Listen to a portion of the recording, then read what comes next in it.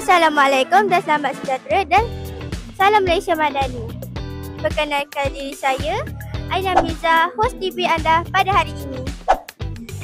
Hari ini, KB MUA sedang menjalankan keusahawan dan kaliber Tibet. Kalau nak tahu ada apa, jom kita tengok. Tak sampai habis tahu.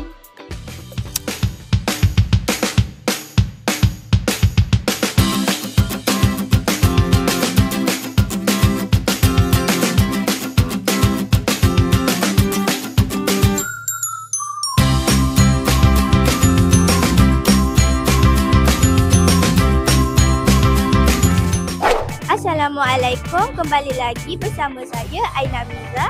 Sekarang ini saya bersama salah seorang guru daripada Kolej Vocasional MUA. Bolehkah cikgu perkenalkan nama cikgu? Alright, Assalamualaikum. Hai, saya guru praktikal di Kolej Vocasional MUA untuk seni kulinari lah. Bolehkah saya tanya beberapa soalan? Kenapa Hari Koperasi penting dan apakah kelebihan kepada murid-murid?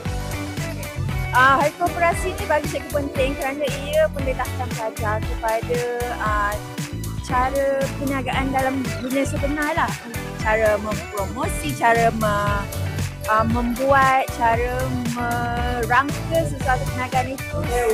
Kepada semua orang bersyarat untuk juga pelajar. Dia sangat penting untuk pelajar untuk membina usahawanan itu dalam diri mereka untuk realiti hidup sunnah lah. Terima kasih.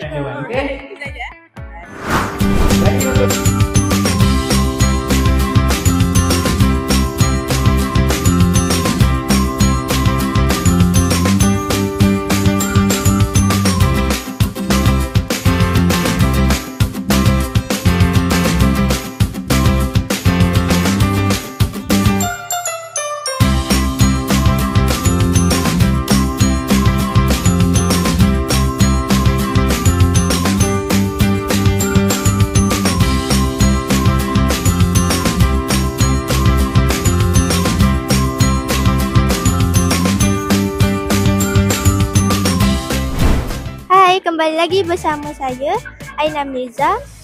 Sekarang ni saya bersama dengan salah seorang daripada pelajar Kolej Vocasional MUA. Boleh perkenalkan diri? Hai, nama saya Amirul Razi. Saya dari kelas 2 SSK. Baik, boleh saya tanya beberapa soalan? Okey. Apa yang dapat tarik perhatian awak pada kandungan ini? Bagi saya yang dapat menarik perhatian saya minat dengan gerai-gerai jualan ni lah.